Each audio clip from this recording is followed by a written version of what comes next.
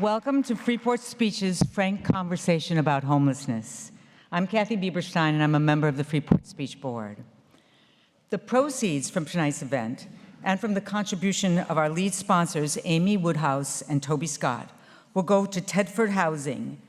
Tedford is a Brunswick-based nonprofit helping people move from homelessness to homes. I'd like to invite its president, who's here, Carolyn Eklund. Carolyn, can you stand, and can the members of the Tedford Housing staff who are here, can all of you stand? All of you stand. All of the members of the staff, stand up. Stand up so people can see you. They just finished a large capital campaign to build a new shelter near Cook's Corner, and I think they really deserve that applause you just gave them, because it's no mean feat right now to do that. Just a reminder that there's going to be a book signing by Tracy Kidder after this event in the lobby outside here. And I also invite you to take a look in the program at our August 27 event with Richard Russo, A.O. Scott, and Jeffrey Brown on art and life and how the two intertwine. Yesterday, Tracy Kidder published an op-ed in the New York Times, and we have some copies out on the table where the book signing is going to be. He wrote about the human hunger that is going to result from the passage of that big, beautiful bill we've all been hearing so much about. And he told us in the crisp, clear prose of the storyteller that he is about people who've spent their lives fighting to prevent that hunger from winning out. Tonight, along with Tracy, we have on our panel 3 individuals who have spent their lives battling homelessness.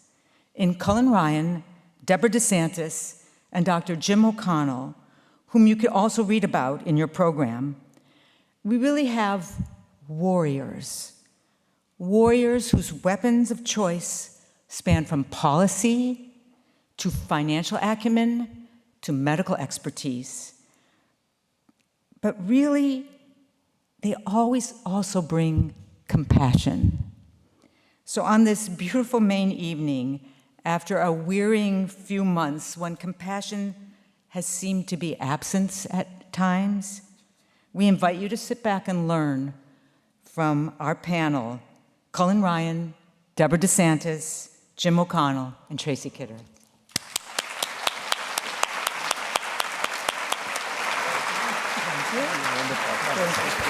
Thank you.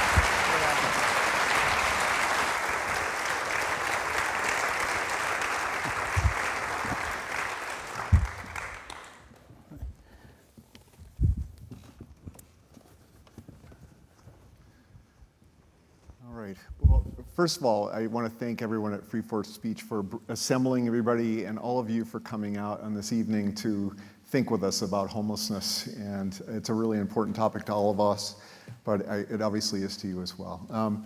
I wanted to just give a little bit of a background of things here. Let me see if I can get this. There. It always seems like a good idea to say to people that homeless feels like it's an intractable problem, kind of like this administration, but we actually can end it. We invented homelessness, and the modern era of homelessness began when in 1981, during the Reagan administration, HUD's budget was cut by 70%, and we've never recovered. In the 44 years since, I think we've opened up sort of the Pandora's box of how our systems are disconnected, how poverty telegraphs itself through people, and how systems that arise to try to fix and cure this and solve this do great work, but don't have the resources, and when we don't put the resources in, we don't get there. So we still have this issue of homelessness that we can solve, and I hope that everybody in the room leaves here today with the idea that it's a good idea to do this. So homelessness looks different for different populations. Briefly, we think of this as 5 different populations. Importantly, 75% of homelessness is circumstantial, people falling on difficult times that land them in homelessness, usually rather briefly, although that's getting more challenging because housing is hard to find. So families, single adults, often are in that circumstantial group. Next, we have sort of an ongoing issue of victims of domestic violence that land in our homeless arena as well. Those folks need a 2-year type of intervention. We know exactly what to do with that population to help folks get well, heal, learn new strategies for success, and move on to successful lives. We have youth, and I think we'll probably see youth that are homeless into the future, but most of that population gets reunited with their family successfully. And the few that don't, we know what to do to help folks really move into adulthood successfully. And finally is this small group of people, and I say small because it's somewhere between 5 and 15% of the homeless population, depending on where you are. But these are the folks that are chronically homeless. And this population is the most visible, the most challenging, the most apparent, and I think we know exactly what to do to end homelessness for this population. That is certain. But we also know what happens, we're seeing what happens when we don't serve this population well. So poverty is an underlying factor. Maine has a 10.4% poverty rate. As you can see on the slides, that's 146,000 people, but only 3.25% of that population fall into homelessness. So people are pretty resolute and solve their issues, even though they're kind of that one paycheck away from homelessness. So supply and demand makes a difference. We don't have enough housing. We know that's a big part of the problem, but a certain percentage of the population really just having housing it's still going to be out of reach, and we need rental assistance to make that work. In Maine, 4,744 people at last count. That's our most accurate information. You might have heard news about a point in time. That's our lowest count. That's one night. This is over the whole year. So that means that we have a population of homelessness that's small enough where we know every person by name locally. So Tedford Shelter that serves people here in this area, I can assure you that caseworkers know everybody who's in that shelter by name, exactly what they need, what's going on with them, and what would solve their homelessness. And that's how it is throughout the whole state. What we know is that people need to get inside into shelter. If we let them land outside, and we're having issues with funding for shelters, they're closing. York County shelter closed earlier this year. When we don't have room at shelters, it forces people outside. A couple years ago, the United States crossed a threshold where more than half of the people counted on a single night in America were staying outside. And that doesn't work in Maine. So we need to insist that people deserve to be inside as a society. And I want to just point out that insisting does not mean criminalization. You can't force people to do things. But if everybody works together collectively, we can help people towards the same end. Our system's currently stuck, and that is because of the lack of housing. And so we know how to get people out of housing. It's really hard to find people that housing because the supply has diminished, and it's really expensive and out of reach. We're short the rental assistance that people need to level the playing field. So that's an issue, putting more pressure on unsheltered homelessness. Again, our goal is to keep people from landing outside because they're the most difficult to serve. All of that, we're going to spend most of the time talking about the population that has landed there. And in Maine, we're trying to prevent people from landing there altogether because that's not been our history. Chronic homelessness that we're going to talk about tonight, you may have heard this statistic. It cuts on average 27 years off the lifespan. So people who are in their 50s are dying of things that you'd normally see in their 80s because of the chronic stress that goes with that. There are extreme costs that go along with that, and that's what I want to just make sure you have some figures. So just to shelter people, which is the right thing to do, and it's much less expensive than letting people be outside, it's $100 a day roughly. Housing a person is $36 a day. Permanent supportive housing, our most expensive intervention, something that Deb is going to talk about, is $48 a day. So it is 3 times more expensive to shelter people and 2 times more expensive than permanent supportive housing. Shelters 2 times more expensive, sorry, and so on, you can see.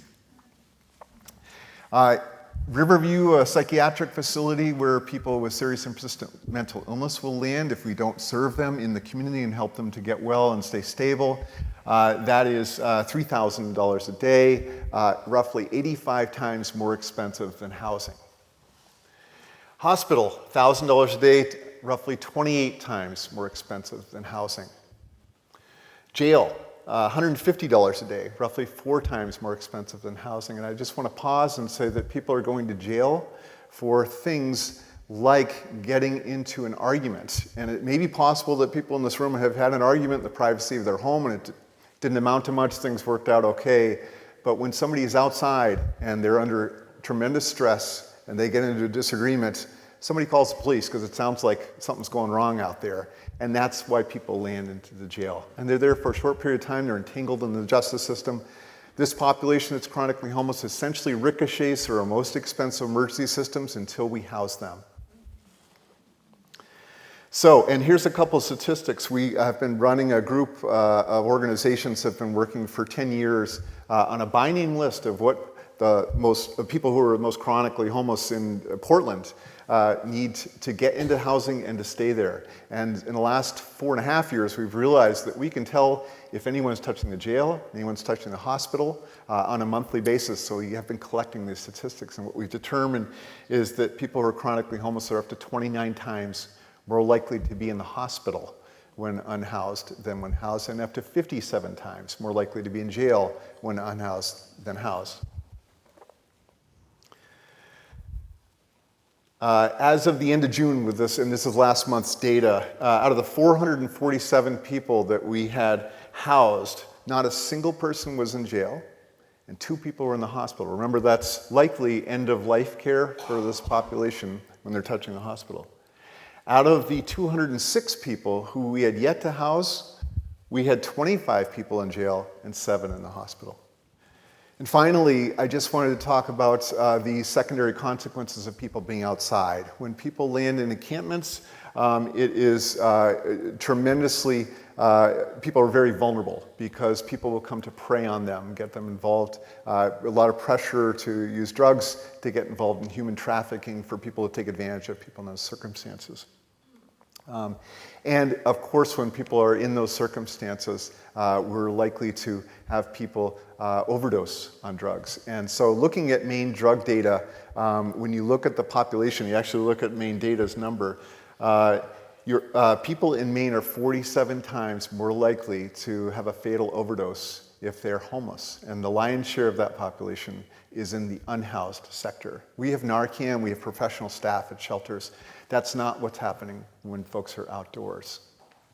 And there was an encampment in Bangor that's recently, they've helped to get people housed, cleaned up the area, helped to support people. It went well, not all the housing has gone well, but there was a driver of this because there was an outbreak of HIV.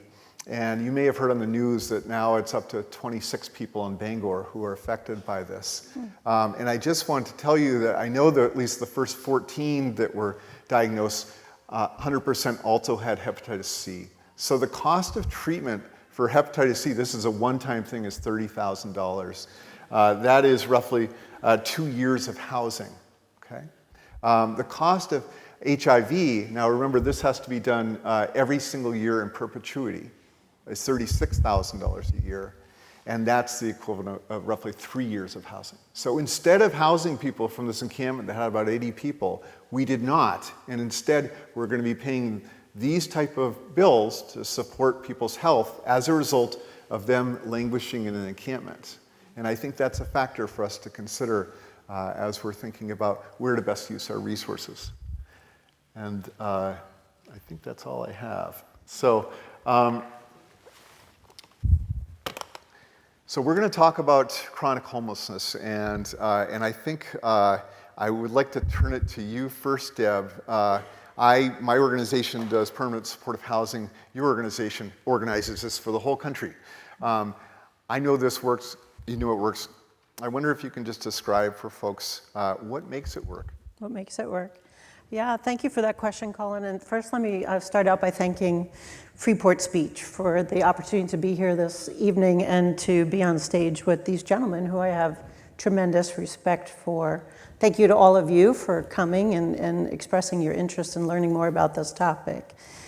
So, permanent supportive housing. Let me just start out by saying my organization, CSH, has been working with communities across the country for close to 40 years now. And the idea is a simple one. Can we invest in affordable housing that has services and use the services as a way to engage people, to bring them into housing, to help them become stable in housing and improve their outcomes? And we've seen this work time and time again. I actually have a funder at Robert Wood Johnson who at one point said to me, Deb, if you ask me to fund one more study, I think I will scream, because the fact is that there are so many studies now. Because every time we go into a state, into a local community, they'll say, well, we have to prove this. And we have study after study that says it actually, when it's done right, when it is funded at the right level, it does work. That people do experience housing stability and better outcomes. But that doesn't say it works for everyone. I think there are lots of examples. Jim could certainly speak to the examples where people have just challenges. And when it doesn't work is when the system isn't flexible. When it does work, it's because people like Jim, Boston Healthcare for the Homeless, your organization, Cullen, understand that people showing up at your door every day have challenges, and they can't be penalized. They can't be punished for that. They have to be supported. And the services need to titrate to address their needs on that day, that week, that month. And so I'll just say, when we started this work, we were very compelled by the cost savings argument, the cost effectiveness argument. There are studies that talk about the cost effectiveness of supportive housing. And absolutely, I can show you where, as you have done, it costs less compared to other interventions to house someone in supportive housing. But I do want to emphasize that it really does have to be funded at the right level in order for it to work. And I say that because I worry now with so much cuts to some of the important programs like the rental subsidies, like the home programs, like Medicaid. With so many of the cuts that are being proposed and enacted, it's going to be really difficult to not just stabilize people in the existing housing, but to even think about addressing the increasing need for housing among the chronic homeless population. We've learned a lot over time, and some of the work that you just referred to is similar to the Fuse work that we've been doing around the country. And there's a little lore that goes with this. It was actually the Commissioner of Corrections in New York City and the Commissioner of Homeless Services in New York City that were in an elevator with one of my staff people, and they started getting into this argument. This was during the Bloomberg administration. They started getting into this argument about, your people are in my system. No, your people are in my system. And then they looked to my staff person and said, figure this out. And so we did, we figured it out. And actually, they were both right, because what we see time and time again is that people have histories. They have histories of system involvement, right? They don't just end up on the street today experiencing chronic homelessness. There's a reason why they've ended up on the street, why they're experiencing chronic health challenges. And there's every likelihood that they have a history of either incarceration, child welfare involvement, they've been in the hospital umpteen times. And so when we created Fuse, it actually gave us the ability to look at different systems, take their data, and do a crosswalk and see who was ping-ponging among all those different systems. And we saw tremendous overlap. And that's what you have in communities. You have people that are touching multiple systems, and those systems are failing people, right? And they're not communicating with each other, and they're working with their own pot of money. And so you talk about, we need to do this better. We need to come at this differently. That's what we tried to do with Fuse. And so when we do Fuse now, frequent users of service enhancement is what that stands for. We do a horrible job of acronyms. And what it gives us the ability to do is to say, hey, all you systems, you're spending, you're touching these people's lives, you're doing it in a bad way with bad outcomes. And if you would coordinate those efforts, and if you would pool your funding, and if we would put housing at the center, then we could begin to support people differently and see better outcomes. And so we can see this from a systemic level, how we can fix this, but the other huge advantage is what happens to a human being when we stabilize them. And Tracy, in your book outlining the work of Jim and his colleagues at the Boston Healthcare for the Homeless, we really got to understand some of the human faces, some of the people who were involved in this. And I don't know, Jim, if you would like to just kind of describe some folks that you have dealt with, bring us to the story level of what happens to people, before and after they access housing, what parts of the system help them to get there, what parts of the system help them to stay there, and what's the magic that makes this work on the street? Sure, no, thank you for that. I'm going to shout out to Deb on this one too, because I actually sit on the board of the Corporation of Supportive Housing, which I think is one of the great privileges of my life, but they are looking at big time solutions, and I always feel a little guilty that we're taking care of individuals, but we need the big time solutions so we can take better care. So just to let you know, you've got to look into what the Corporation of Supportive Housing does. The other thing I wanted to shout out to, but I can't see anybody now, is I spent a couple of days at Tedford Housing last year or the year before, and they're fabulous. So wherever you are, come thank you, and it's a privilege to be here. The stories, one of the things that I've had to come to grips with, the story I would tell you, which Tracy knows all too well, is when I first started, I knew nothing about homelessness, and I was working in the shelter kind of bitterly because I didn't really want to be there, and I was only going to be there for a year.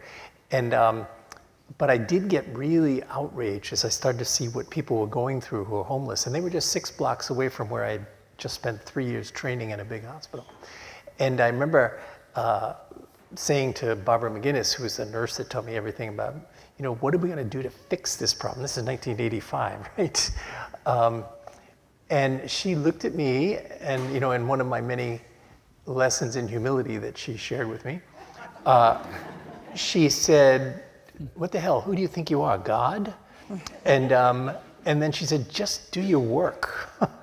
And that's been a theme that I think we've had to come up to, that we all have to dig in and do our parts, but it takes all of us working together. So, when you said your people and our people and your people, mm-hmm. I think the name of the game that we all have to get to is they're our people. They mm-hmm. belong to all of us. Okay. And that every time I'm sent somebody out of the hospital and say, okay, we're done, you realize that you're shirking the responsibility for what happens afterwards. And the same with housing, and we just need to be together.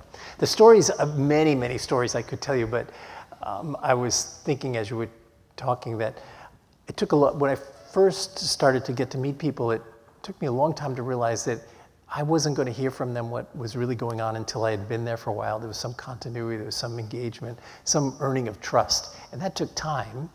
And I came out of a system where time was measured in 10-minute or 15-minute exams, and not in 1 year of getting to know someone with cups of coffee and serving them on a van. But it made all the difference in the world. And as I got to know people, I realized I didn't know anyone who was out there because they wanted to be there. Even though I would have, when I first saw them, I'd say, this guy's kind of a jerk, he should be having a job, or something. Then you realize what they had been through and what they had lived through as they finally shared it with you changed your attitude completely. And I remember one woman who taught me a ton, and I think Tracy talked about her in the book, but she used to live outside. She wore rags, called herself a bag lady. She used to keep us away by putting smelly stuff all around her. She slept on a stoop, and she put milk that she bought 2 months ago and, boiled eggs that had been there for 3 weeks.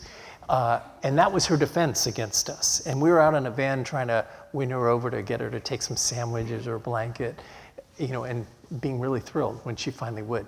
But anyway, she drank heavily and was having trouble stopping, ended up getting hepatitis C, went on to get cirrhosis many years later. And now we have a respite program in Boston that Governor Dukakis sort of made us do back in 1985. And so we brought her in there so that we could give her a chance to have some what the surgeons called residential stability and stay sober until she could have a liver transplant. Because as you can imagine, most homeless people don't even qualify for some of the best treatments in medicine because they aren't stable enough or they aren't something. So talk about an upside down thinking. But anyway, so we kept her and she stayed for 6 months in our program, which is much longer than we usually keep people. And she was great. She stayed sober, handed in urines all the time so we could show the surgeons. And when her name came up to the top of the list for getting a liver transplant, she asked me one day when it was a Sunday, I'll never forget. I was in there and she came out and she said, would I mind taking her picture? I can't remember what year this was, maybe 1994 or 95.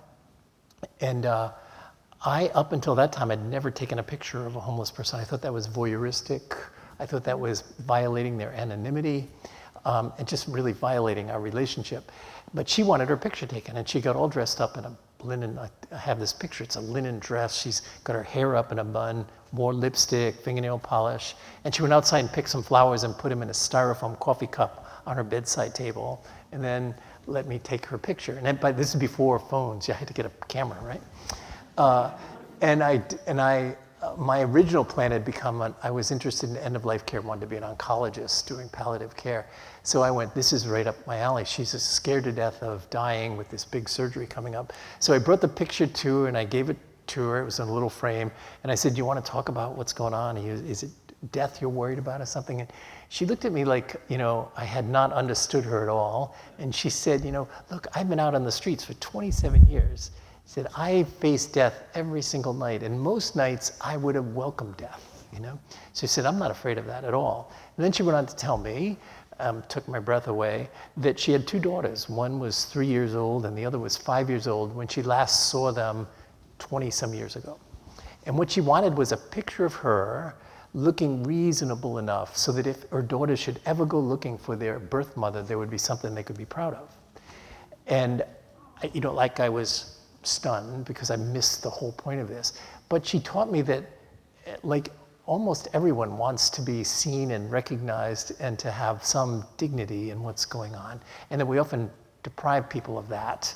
But what was a proof of the pudding for me was I came back 2 days later, and there were 22 people that asked me to take their photographs. And so I started to realize, as became abundantly clear when Tracy spent 5 years getting to know so many people, that these are folks who would love to tell their stories to someone who would listen and be dignified and share it. And it was complete, and I had spent 10 years never telling anyone stories. So I think that underscored for me something that's really important, to just when you go by people outside, to acknowledge them, to see them, make them not invisible, is the first step in winning some sort of trust and dignity. And I think unless we as a society start to buy that, we may never be able to get to the next steps that are the solution steps. Cullen, can I just add? I don't know if people understand the level of trauma that people who are experiencing homelessness have in their past. And I think, Tracy, your book does a really good job of helping the reader understand the trauma in people's background. And just the depth of trauma is incomprehensible. Jim would get asked at various events what one thing would he change if he could to solve homelessness, and he would say education. I would say child abuse. Mm-hmm. Just given the number of people who it wasn't like they had bad childhoods, they had horrific childhoods. I don't know, I don't want to ruin your evening by telling you those stories, but once you've heard those, you realize, there's a reason for this. But I think you should.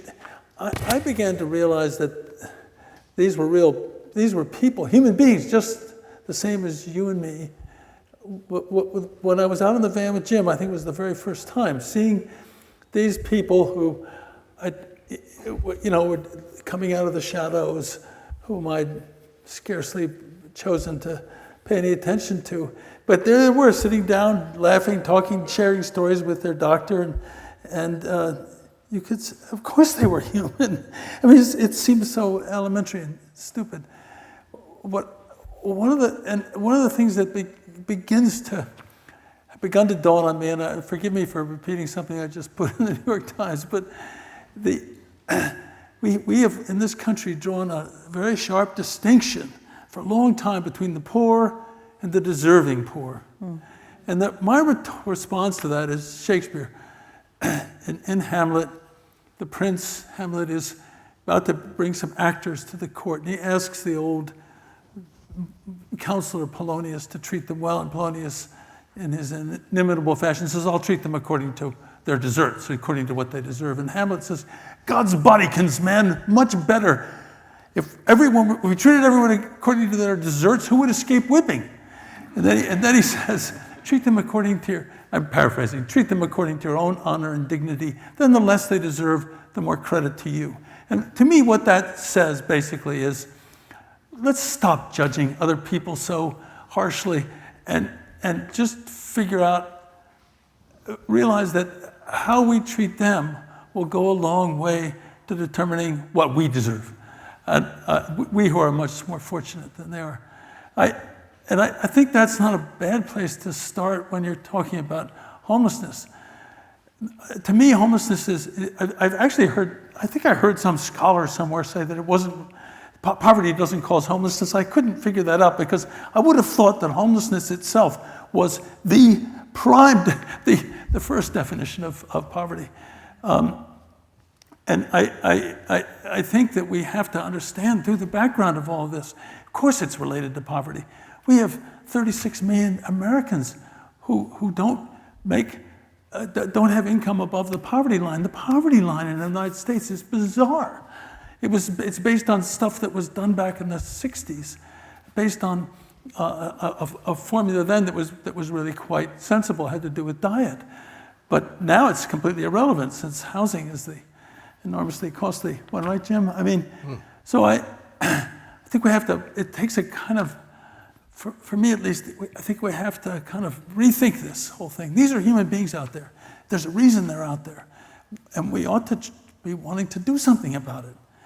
You know, just what you're going to do is, the first thing would be to get them housed. But we all know that's not that simple, because they're complicated people, particularly the chronically homeless. And they've had really terrible, traumatic lives, many of them. The guy that I got very fond of some of Jim's patients, but particularly this one fellow I call Tony, who I should have shared with Jim, was just this charming man who had enormous ability. He was brilliant, really, and he was extraordinarily kind, and he was huge and powerful. And he was the protector of other homeless people on the streets. We didn't know the full extent of it because when he died, the women told us, we called him the night watchman. Not that he had any romantic interest in them, but I mean, I could go on and on about him, but it seemed, he died on the streets. And he died of a drug overdose, almost certainly. And the thing I would say about that, not let Jim talk about this, but speaking of drugs and drug abuse on the streets, if I were homeless, I'd take every substance I could possibly find to avoid the humiliation of it and the pain of it, you know. But tell us about Tony from your point of view. Oh, no, I think you've described him, you know, as I've said, perfectly. One of the things I had to get used to, by the way, you guys, is that our team lives by getting to know people and taking time and sharing with them. And I remember when we were very nervous when Tracy was going to come and hang out with us for a long time. First of all, though, we knew it was Tracy Kidder. That's very cool. But second, you know, it's kind of an intimate dance, you know, and it's to invite somebody in to be part of all this is a little bit of an invasion. But apropos to what I said before, we have a bunch of homeless people on our board of directors. And when they heard Tracy Kidder was interested in writing about their lives, they nixed my reluctance and said, no, we've got to do it. And then pretty soon I learned that Tracy, as he was embedded himself with us for these years, would take time with people, and I watched them blossom. So Tracy could take an hour talking to somebody on the cafeteria table or out under a bridge. And pretty soon I was noticed I'd be talking to somebody, trying to get him to do something, and Tracy would be over here, and they'd get up and say, oh, excuse me, Doc, and they'd go over and talk to Tracy. So that was when we knew it was time to get him out of here. But it was striking to me how people really are looking to belong, to looking to not be lonely, but to be part of a community. And I think, as Deb would be the most articulate in this, housing people also involves how do you make sure they've got a community, a place where they don't feel lonely, a place where they can thrive. And that's not just the bricks and mortar of a house, that's the ambiance of a place. And that's what I'm sure you guys are doing in Portland and what makes a place work. So those services and supports are, I think, what we see out in the streets. We realize that's where the people that have been out there chronically really need and cherish those when they get in. And we have hundreds of stories of people that have been out there 25 or 30 years, and they get across the threshold and they have some support in there, and then all of a sudden, they are happy and productive in ways that I just would never have believed. To be fair, I mean, Housing First was a brilliant idea, I think, and I still think it is. But when you don't, it's permanent supportive housing, and when the support isn't there, it often just doesn't work.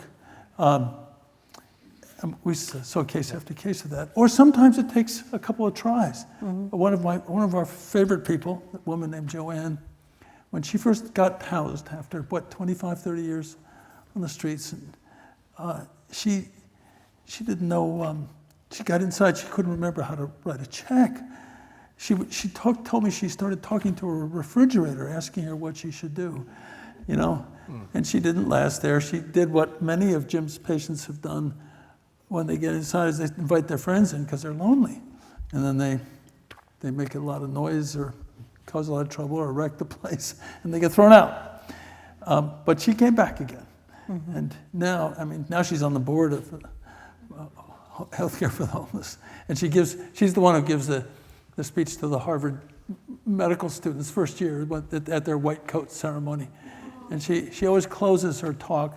She gets them laughing, she gets them crying. And then she closes her talk by saying, "Don't be a shithead, doctor." She's wonderful. That's funny. Well, Tracy, I'm glad that you turned this towards self-esteem. I just, whenever I describe what are the underlying causes of homelessness, I think poverty and damaged self-esteem. And so, I'm involved in housing, and one of the things that we try to do, at least in our part, is to make sure that when we move people into housing, that it's housing that communicates dignity and respect, and that it's housing that anyone would feel proud to call their home. And we find that makes a difference. That's our small part. A little bit of flexibility sometimes helps as well. But that makes a big difference, is feeling that sense of belonging. And you're absolutely right. The number one reason why people blow out of their housing, at least from the cohort that we've been following for 10 years, is because of inviting friends in. And it's, folks have likened it to serving in the trenches of a war together, because I've had people who I've housed. One was homeless, we figured out later, been homeless for 34 years, and another for 32 years. They were living in an apartment building in Portland. They were folks that you would typically see out on the streets, very intoxicated for years, and the whole community would know them. I was leading Senator King on a tour of this building, just he and I and a staffer, and we knocked on the door. I didn't realize it was one of their apartments, but opened it up. He recognized me because I used to run the shelter, and he knew me back before he was housed. In fact, he was housed in 2013. When I worked with him in 1997, he looked older than he did in 2013 after he was housed. But I knocked on the door, we went inside this apartment. He and his buddy, these two people have been homeless for, 66 years altogether. Senator King, what are you guys doing? And what they were doing was watching the cooking channel. And one of them was over here cooking, and the other one was shouting out instructions from over here, you know? And it was, you know, I couldn't have made this up, you know? And I look around and there's no, like, any sign of alcohol anywhere. These guys are just actually enjoying each other's company. So I just wanted to add that to the mix. It is about a self-esteem, and it's about healing from the damage that happens from people who are mistreated when they're out exposed to people, and how we as society treat people when they're going through their hardest time, most stressful time, at their worst. Tony wanted a sense of purpose. I think he was really, that was his. Yep. It's not working. Okay. Tony wanted a sense of purpose, I sensed, and what he chose was he just appointed himself as Jim's lieutenant, and he would protect the patients, particularly the most vulnerable ones. And he was pretty effective at that. So I thought that was quite moving. There's a long story behind that, by the way, so. I've been thinking a lot about community and the need for community, and how people who are experiencing homelessness often find their community on the street. And, you know, sometimes for people who are on the outside observing that, we miss that. We miss the fact that they have found community, they have created their own family. I think about the encampments in many communities across the country now, and the response to encampments and wanting to move people out of encampments, and the way it's happening so often is for law enforcement to go in and to move people out and take their belongings and throw their belongings away. And I don't know about you, but I think I've moved 4 times in my life. And every time I have thought long and hard about what was going to go in my box and where that box was going to go, what was going to come with me.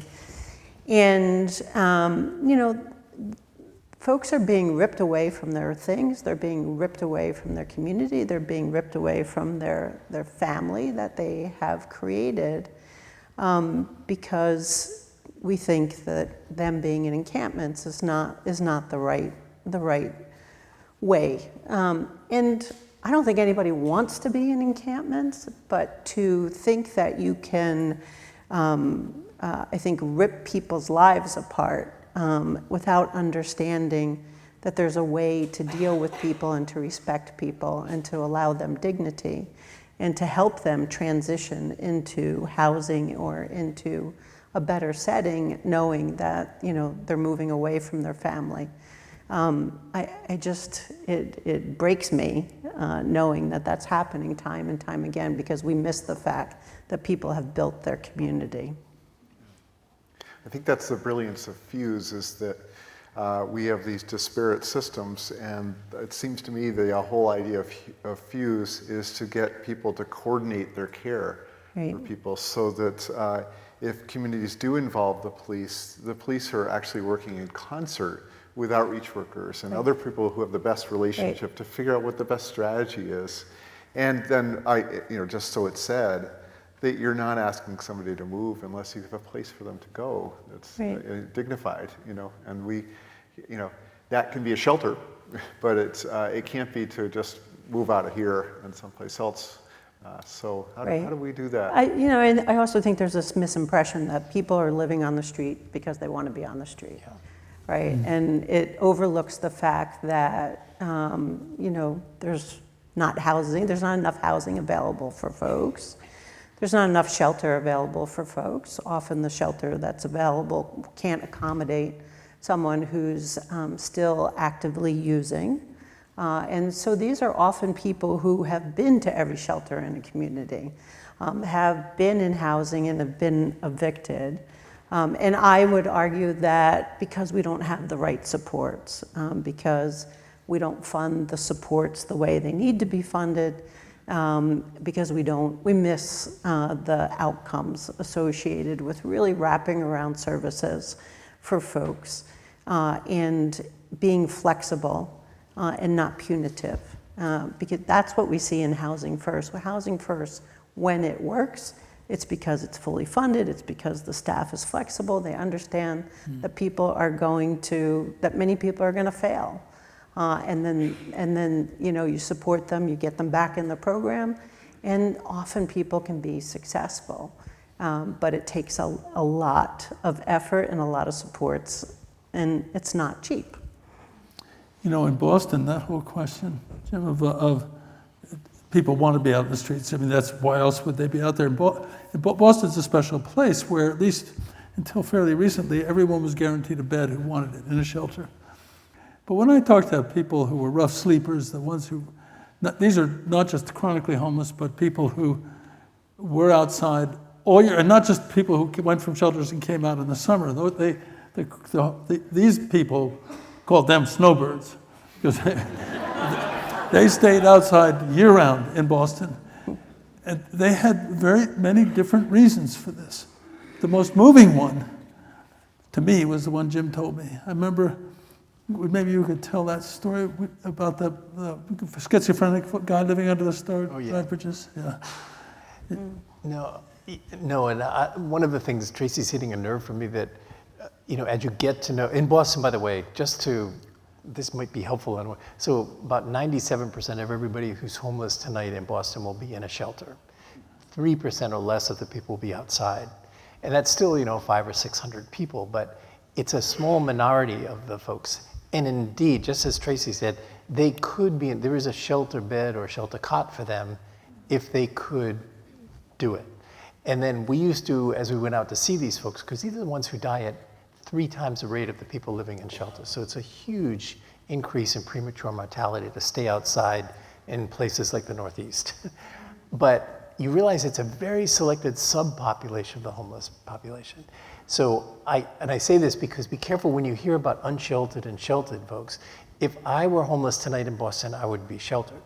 If I was homeless tonight in LA, I'd be unsheltered. So I look different. It's a different populations, and I think each city has to understand who they're caring for, because it makes a huge difference in how you house them and kind of supports they need. But I was obsessed with why. It was a cold night. This man, we were out in the van, it's 2 a.m, and we're trying to get him in. It's 5 degrees below zero, and he's under one of the bridges by the Charles River. And we had gotten to know him. I knew he had schizophrenia, but he sort of trusted me. He would take stuff for me, blankets and things. And I said, look, why don't you just come in tonight?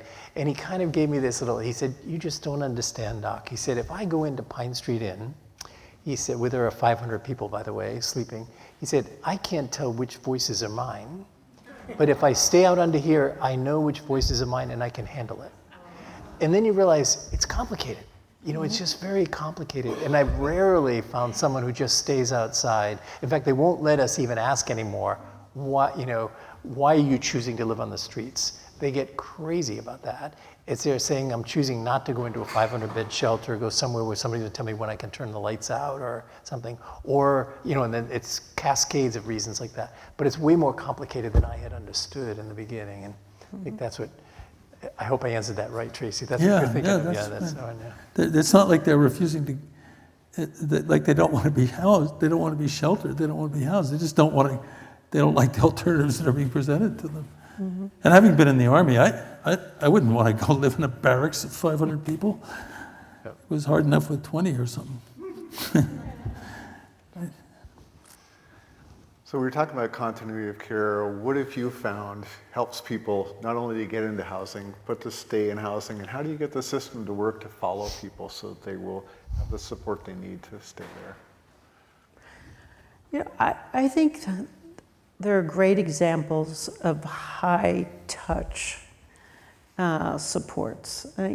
Jim's program, I think, is a good example of this, where they have the concierge service, right? So, every doctor there has some interface. Doctors, nurses, staff have some interface with folks that are coming through the door. And so they're all involved in that person's care. I think it really requires that high touch and that level of intimacy and knowing who this person is by name, understanding what their challenges are, and again, being flexible in providing supports. that work for that individual. I think it really requires a lot of retail. It takes a lot of people, I think, to do this work right, to support people in the way they need to be supported. It's not often the thing that we like to fund in our country, is that kind of that on-the-ground retail work that you do, that Jim does. So I like to think of this as all relationship work, and I'm sure you do too. What do you do when we've got systems that you've got a certain set of staff that work with people outside, and then they stop as soon as they get inside? You've got a certain set of people who work with people in a shelter, and then they stop when somebody gets into a housing. And then you've got another group of people that come in and serve people once they get into housing. It seems to me that something gets lost there. What do we do to have it be where you can actually have a relationship carry all the way through, and you just be there for somebody? How can you make that work? I think you have to set up that system. I think, you talk about community solutions, the work that they're doing. Yeah. I think that in part that's something that they do. I think your Monday, is it Monday? What day of the week you have that team meeting, right? So expanding that team meeting. There are many communities that have that expansive meeting where it's the different systems that are coming to the table. So it's the housing provider, the shelter providers, it's the local police officers, it's the public health folks. It's everyone getting around the table and being able to talk about what supports the individual that they're seeing on the street needs in order to get them in or keep them in housing successfully. But it's building those bridges across the different systems and opening up those lines of communication. That can be very hard to do. Some of the work we do, there's two very difficult things, and it's I find it funny that these are two things are so hard to do. One is share data. We go into communities where government agencies don't like to share data. And we say, okay, well, we'll be the honest broker. You give us your data, and we'll do what we need to do, and you don't need to see each other's data. And that seems to work. That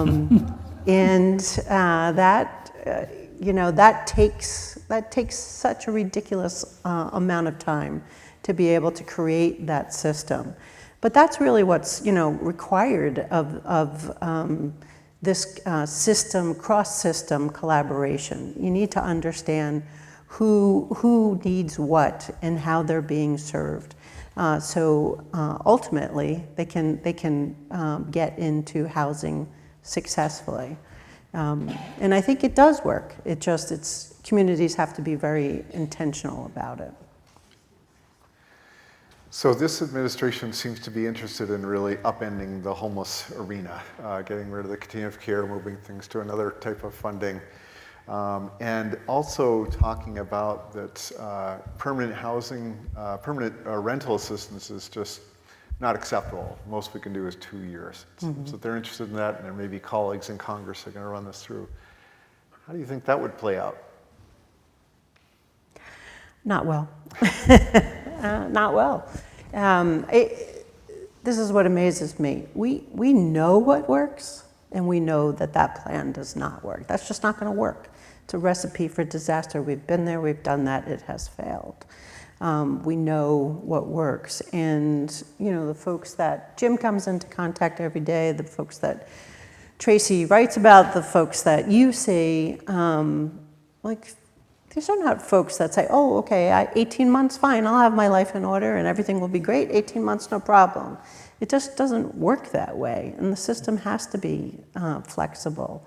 So what will happen is, whether that's 18 months, 24 months, and folks get kicked out, they'll be back on the street, they'll be back into the homeless system.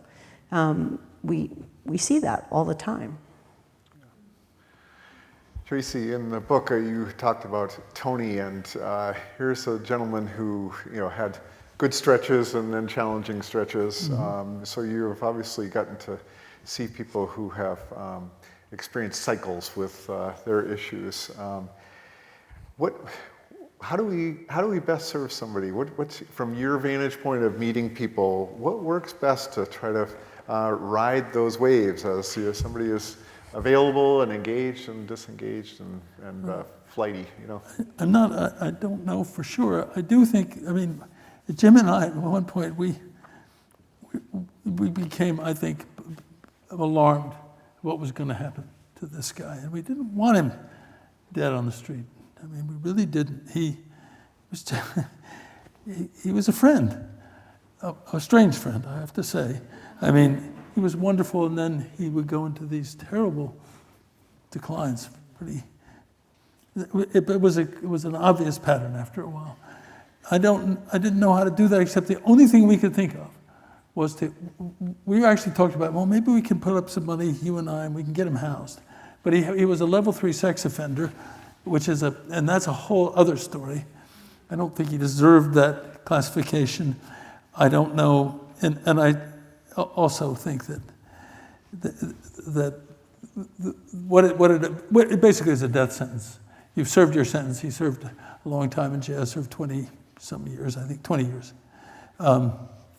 And then you come out and you're basically sentenced to death. But given the statistics of people, you're basically consigned to the streets. And we thought, well, we could maybe get him housed. We'd have to have found a landlord who would do it. But I think that would have saved him. It would have to been done pretty carefully, because he would have invited all his friends in for sure. He was incredibly gregarious. But something could have, you don't just get him inside, then you take it from there. I think that's the only, I have no other solution. One of the things that would really be helpful is if this country had a real system of mental health care. We'd have no such thing. It's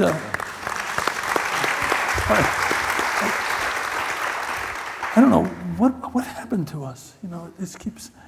My impression is, I live near Northampton, Massachusetts. Used to be a gigantic, and I must say, rather beautiful Gothic building that was for a mental hospital. I think it had 1,000 inmates, something like that. And when you could see from the way it was built that it was. They thought, the people who started this, they thought they were doing something wonderful, and I think they probably were. That whole system began to crumble, but I'm pretty sure it was for lack of funding and so on. And instead of trying to fix that, we just tore them all down and kind of replaced them with very little, which seems like something we're really good at in America. I don't mean that I love America, but boy, sometimes it's challenging. Okay. All right. How do you want this to work? You have some microphones and. Yeah, we have some runners with microphones. Great. Perfect. Oh, good. All right. Hands up for questions. How do you fight? We're in a terrible time of negativity and cynicism. How do you deal with the cynicism and the negativity that keeps coming down and seems to be growing about homelessness? Yeah, Mark, I think that's an excellent question. We were just actually talking before this a bit about othering and how it seems to be acceptable to sort of separate other human beings from us and point the finger at them and say they're something different than us. I think there's something in there. What are your thoughts? I have no good answers. Do you have a good answer? Oh my God, if Deb has no good answers, I'm in trouble. If I could put that into the narrow lens that we're in, okay, which is not the big one. What I think in our program we're finding, if your job is to take care of people who are homeless and hope that the world will figure out how to get these people housed, what we're finding is as you care for people, and your issue is not to end their homelessness, you hope it, but your interest is to take care of them. And what I think most of our clinic, we have a bunch of doctors and nurses and social workers, and I think if you ask them, they actually love the job because as you get to know people, there's something about committing yourself to walking with that person. This goes back to continuity. So wherever that person goes, they know you'll be there. And it's a little bit like old style country doctoring. Like I grew up when in a town where the doctor came to our house when we were sick and went upstairs, but my parents would have dinner with him down at the restaurant. I mean, it's just part of the community. And somehow, I think for a certain group of homeless people, that's what we're going to have to figure out how to do. And I was listening to this when we used to think, oh man, if we can just get them into housing 3 or 4 months of stabilization, then it's over. But in fact, most of these folks have struggled, you know, they're the people that have struggled the most in this world. When they get into housing, those struggles don't just disappear. They becomes possible now to take care of it, but they need a ton of support, many of them, not all. Most people don't need it, but for the ones we see and that make everybody burned out, they're the ones that need support. And it's kind of, you know, from a doctor point of view, anyway, if we could just say that, sticking with somebody for 20 or 30 and now for 40 years is kind of what we do. That's what you look forward to in your life. You know, I know someone, I know he may be fine now, but he may end up with appendicitis in 2 weeks and he'll call me and I'll be able to know him. You know, that's the joy of taking care of people. Once you put in the context of how we as a society are going to fix homelessness, then I crawl right behind Deb and say, I have no idea how to do that. But I think we should all find ways to make, you know, the goal for me would be all find ways to connect to people so you could feel the joy in taking care of people and stop thinking about the terrible stuff that might be going on and the political divisions that have been happening on that. All of which are understandable, by the way. I don't agree with them, but I see what's going on. If you live in a city where you can't walk down the street without running into needles and stuff, that can be really difficult. But we all have to work together somehow and figure that out. It's not a great answer, I'm sorry, but it's only because Deb wouldn't answer that. So I was half kidding. Just 2 things I'll offer.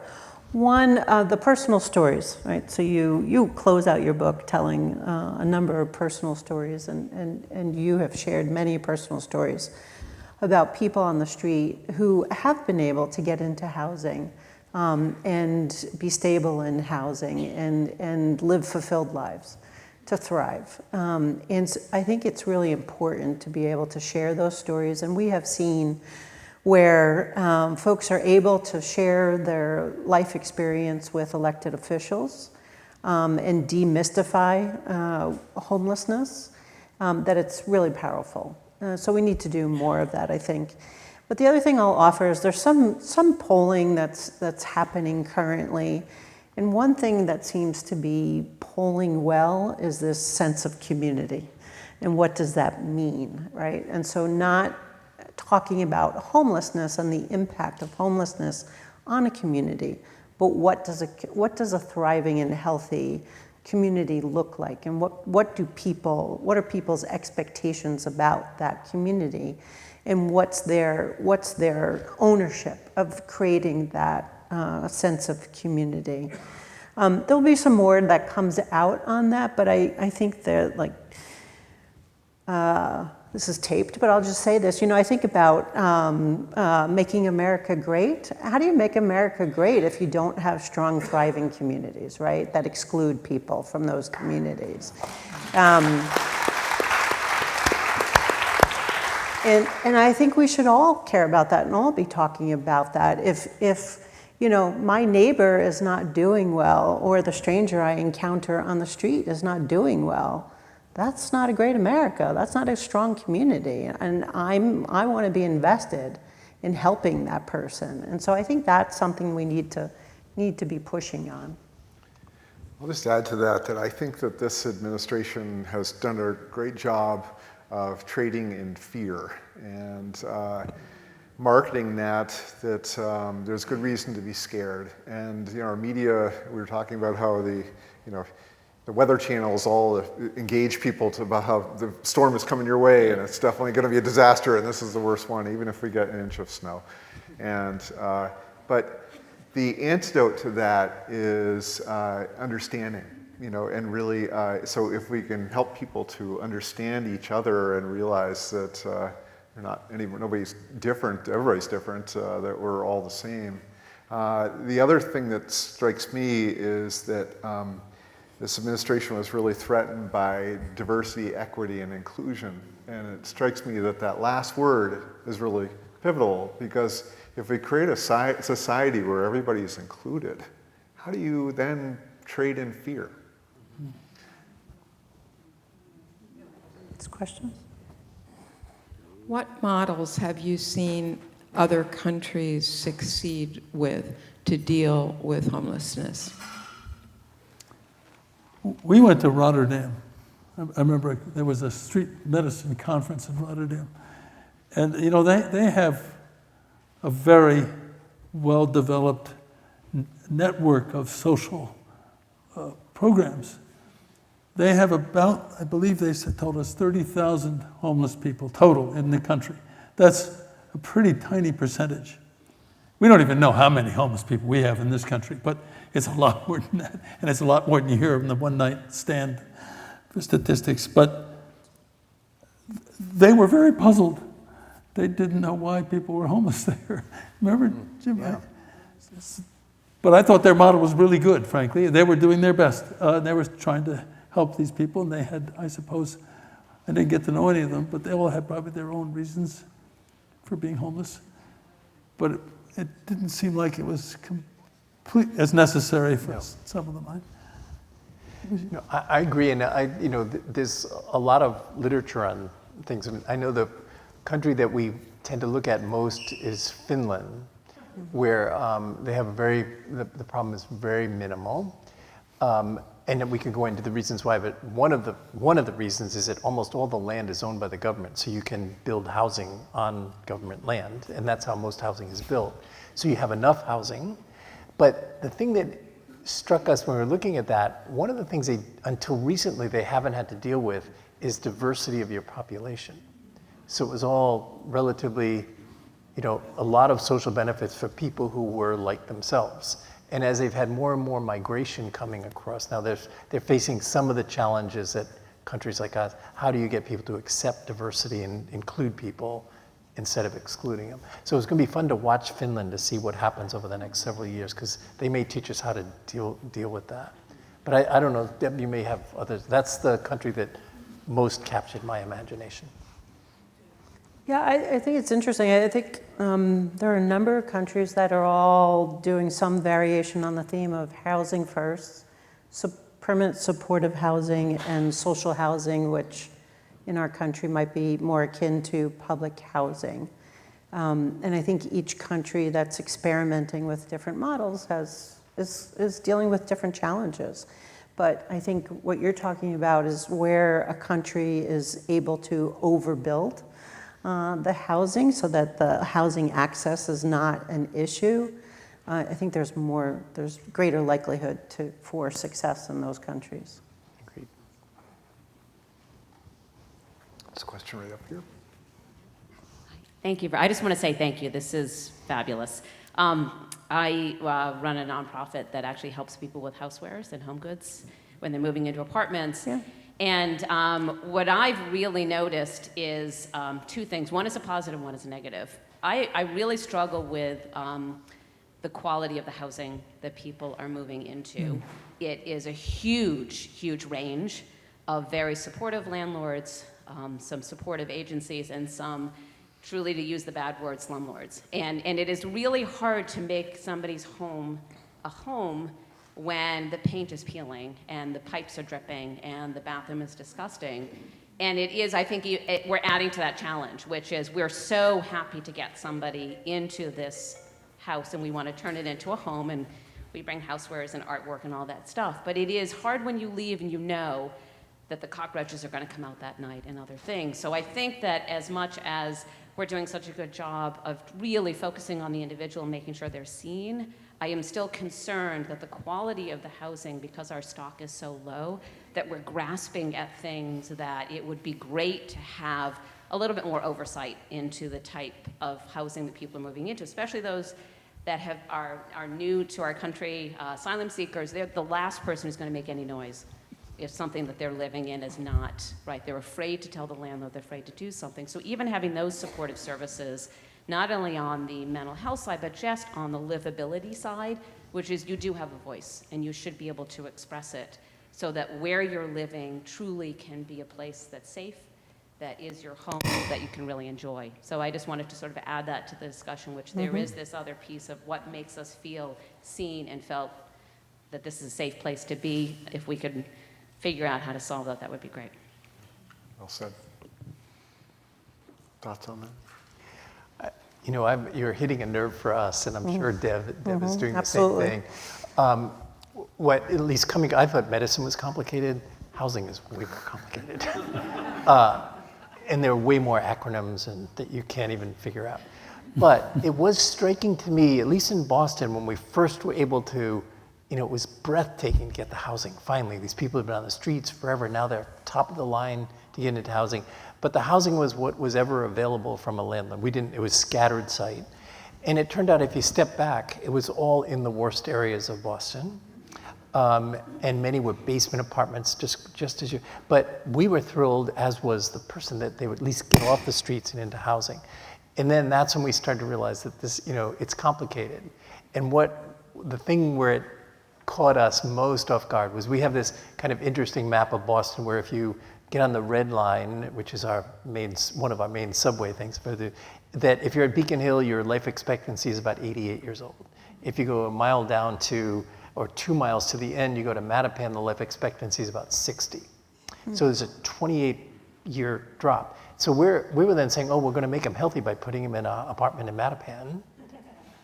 Maybe we weren't thinking right about that, you know, that it has to be something more. And I think we're all struggling with that. I think if you go and watch any of the housing that Corporation Supportive Housing has done, it's quite the opposite. It's spectacularly beautiful, well-kept housing in good in areas that are fundamentally really good. But not every city can do that. You know, it's tough to do that. And I think we just need to be aware of that.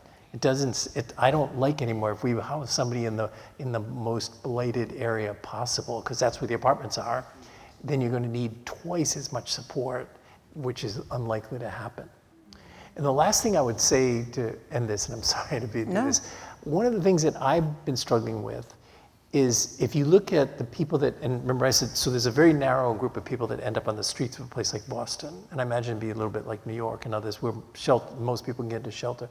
So it's a population that I'm struck with the huge burden of co-occurring medical and psychiatric and substance use disorders in that population. And when we looked at for example, the men, many years ago, we looked at the men on the streets of Boston, 25% of them could not read or write. And that meant that the issue was way back. And the issue then was not how do you rehabilitate somebody. This is someone who's never had a chance, and you're back in the thing of how do you rehabilitate someone. And that's challenging and expensive. And we know from complex care management for people that have lots of medical, that's expensive and doesn't save much money. It's an investment in people who really need care. So for a small number, I'd like to step back and say, I wouldn't even just as Deb said, you know, we used to think let's save money, but I think for this, it's a little bit like end of life care. Who says we're going to save life by, save money by doing cancer care? We don't. We do whatever is necessary because people deserve that. In some way, I wish we could convert into that thinking for that small group of people who really have that burden. And I think that fits in with what you're saying. The last thing I'd say is that we had the chair of our board, the vice chair of our board of directors was a homeless man. We have several homeless people. And when he got housed after 30 years on the streets, he went into an area that he had never been in before. He knew the downtown area, but it was in this area called Hyde Park. And his apartment was so quiet, he couldn't sleep. And who would have thought that, he can't stand. So what he did was he took a tape recorder. He came down to where our main building is across the street from the emergency room of Boston Medical Center, which is the busiest trauma center in New England, right? And he taped the noises. And then to go to sleep at night, he plays that tape. And you just realize, so everybody has kind of an individual need, and we don't personalize housing the way I think we're going to have to make it really successful down the line. Not for everyone, but for those who have the most struggles. We give out a lot of radio. Yeah, okay, I believe it. Okay. Question right here. Do you see any area in which religion could be brought back in to help some of these homeless? I would say that I think there are a number of models across the country that are faith-based, that are working really well. I think one of the challenges is for the cohort of individuals that don't do well in a clean and sober environment from the get-go, where they are denied housing because they're not clean and sober, right? And to the extent that there are religious organizations that's how, that's core to their housing program, then there's, you need to recognize that that's not going to work for everyone.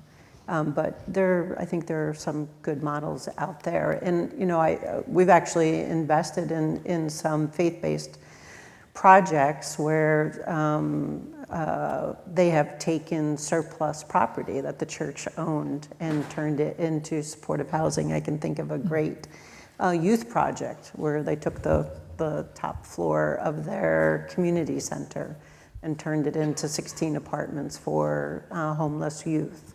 So I think, there's great models, and I think we should be encouraging the faith community to be involved. I'll just add to that, just say that I often refer to, like, what we do is investing a leap of faith in a human being, believing in them. And I don't know that that's what you mean in terms of religion, but it strikes me that that's a part of it. When people, as Tracy described, have really low and damaged self-esteem, there's no reason for them to believe in themselves whatsoever. And in fact, all the messages coming from outside are negative ones, are reinforcing those negative beliefs that can, become pervasive with schizophrenia, or you start to exacerbate these symptoms, and there's people shouting at you, saying awful things, and people are making that sound themselves, fulfilling that. When we believe in people and we invest that kind of trust and belief in them, we get to watch people's lives transform, because oftentimes it's the first time that anybody has believed in them before. And when we truly do that, we see tremendous effects. There's a question right down here. Hi, good evening. Nirav Shah. First of all, 2 comments and then a question. Comment number 1, thank you all for the work that you've done, your advocacy, Dr. O'Connell and Tracy and Deb and Cullen. Thank you all for bringing a spotlight to this issue. It's really tremendous, so thank you. Thank you. The other, I'm in academia now, so I have more of a comment than a question. But the other comment, though, is thank you, in addition, just this evening, for pointing out and being poignant about the fact that the opposite of poverty is not exactly wealth, but dignity, which is, I think, a really critical key. So thank you for that compassion. My actual question, though, is I'm struck by the persistence of the problem here in Maine in particular. Cullen, we've tried the economic argument that you outlined, we've tried the public health argument, certainly the moral argument, and yet the problem persists. Recent legislation suggests it will get worse. So what should be, or what could be, a more effective advocacy strategy at the state level, and then what policies should we be advocating for? Money is tough to advocate for. Everyone needs more money. Is it housing regulation? Is it mental health services? What are the policies, and what should change with the advocacy strategy? Yeah, I think that's an excellent question, and I just want to thank you for your work in terms of all the years. So.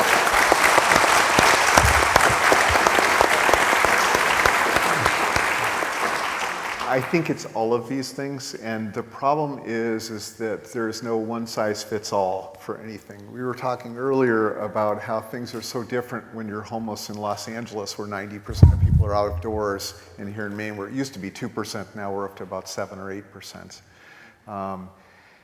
The policies have to look different because they're local, and I think the arguments have to look different in terms of who you're speaking to. So I find there is a need to make an economic argument to people who are less moved by affecting change in human beings as much as things that will affect maybe their pocketbook or the way that we're allaying resources. So I think we have to make all of the arguments and just keep making sense of this.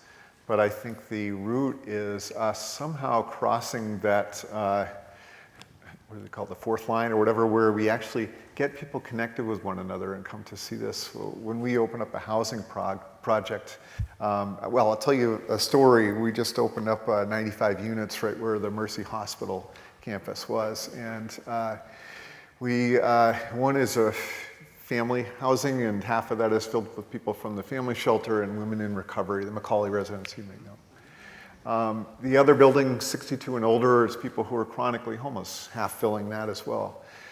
Well, the neighbors got wind that we were possibly serving people who were homeless in this building, and they called us in and we had a meeting with them, and they screamed not very nice things to me and the other colleagues that we were with, and very angry. How could we have done this to their neighborhood? And one of the people that was particularly vocal and saying pretty nasty things was apologizing while she was doing this, because she said, I sound like somebody who's horrible. I sound like this awful person that you wouldn't want as a neighbor. And she kept owning that she's doing this thing, meanwhile doing it. And she got to the whole end and she got it all off her chest. And when she got all done, I thanked her for talking about what was concerning to her. And then I did my best to explain how we run the housing, how we manage this situation. And it came to, as it turned out, the people she was the most fearful of, the people who had experienced homelessness that we made sure had careful supports, were none of the people that the neighbors were concerned about. They were concerned about people who happened to be from the general public who moved into the building, who had issues and were not getting support and were just, they're typical neighbors. And so helping to dispel that myth really helped that neighbor. And then, that kind of direct contact helped to ease the fear and the anger, and turned it into something more like neighborhood. And I think we have a lot of that to do. That's thoughts. That's good. Okay, one more question right down here. I just want to say that I've watched you on TV.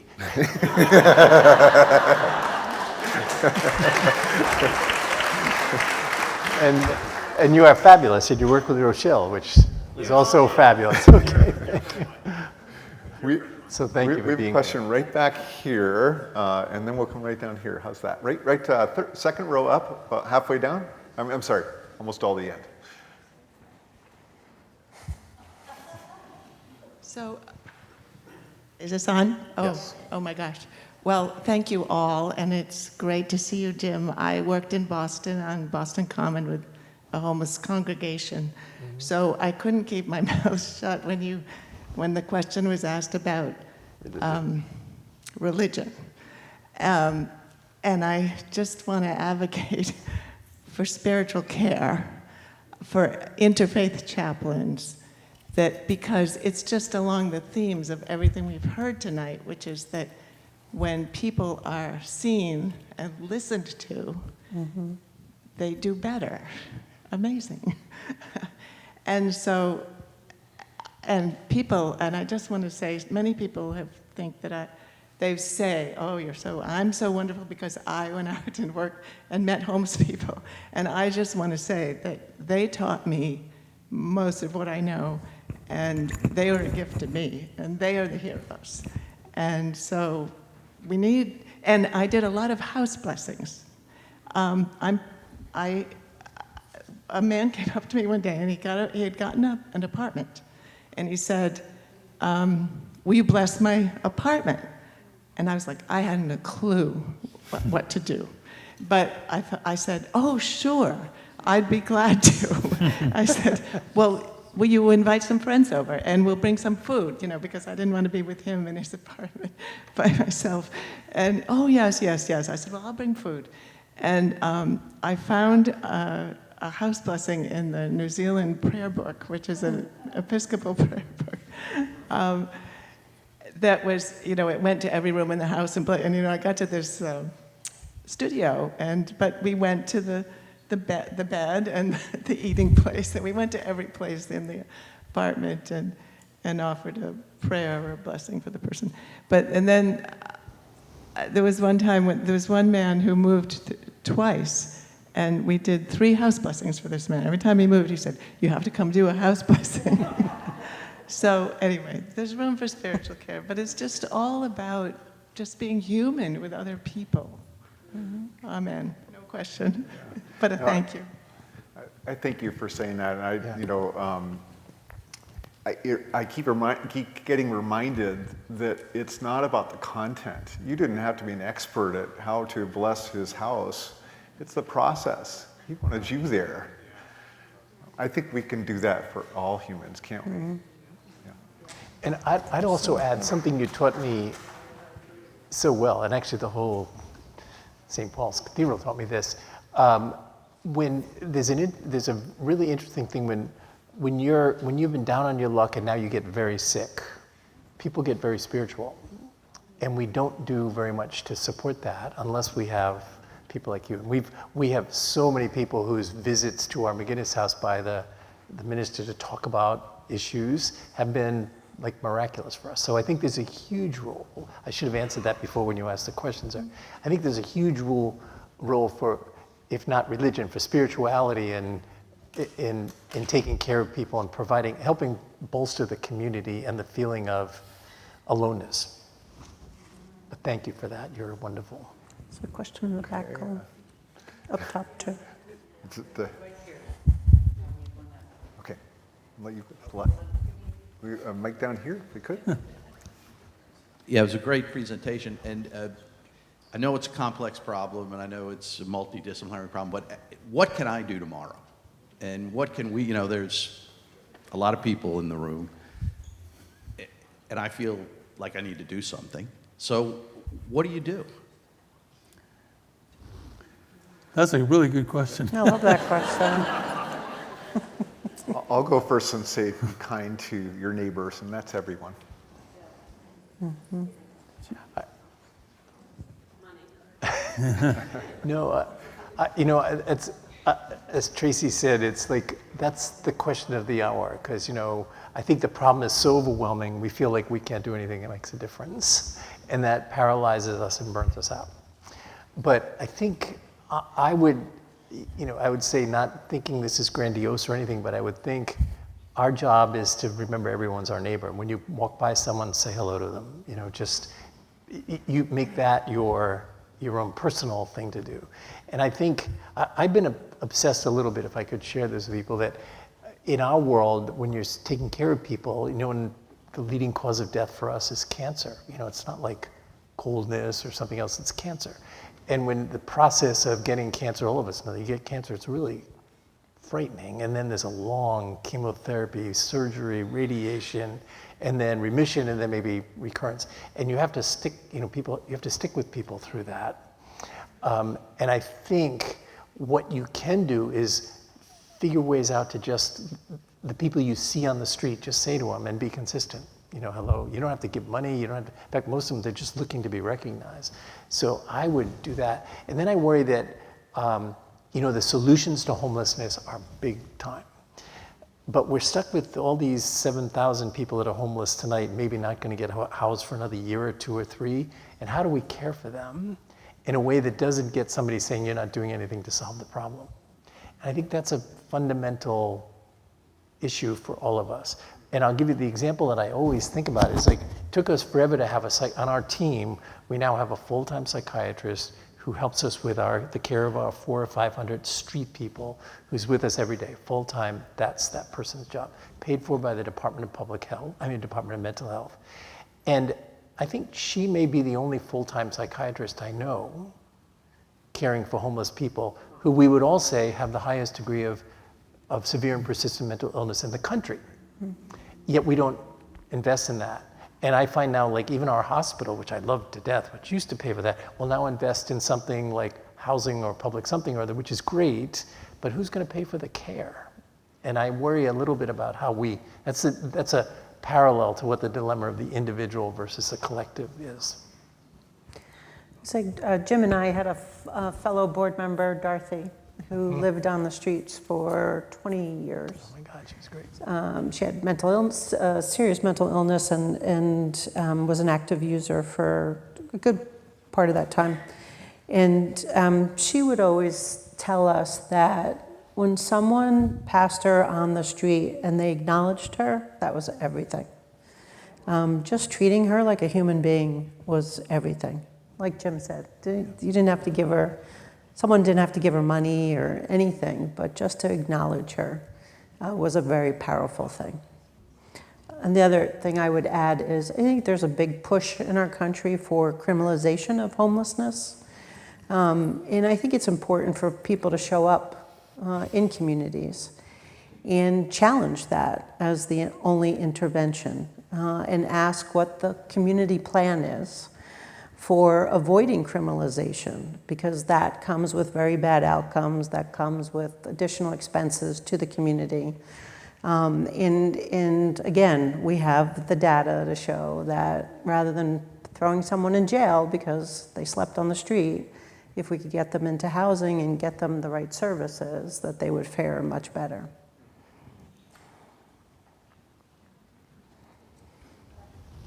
It's a bunch of questions in the back up there. Oh, sorry, Tom. Actually, this is my prerogative as I'm always asking the last question. And it's really a thank you again to incredible professionals in Cullen and Deb.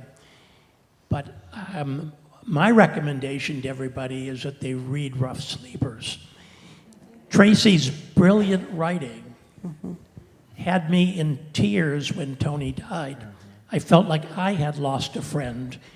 And Dr. Jim O'Connell's example of caring, understanding, sense of community, and dignity really changed the way I look at all the people I see on the streets now. So with all that, thank you so much. We could ask a lot more questions and everything, but time for book signing, yes. Thank you all. Thank you. Thank you.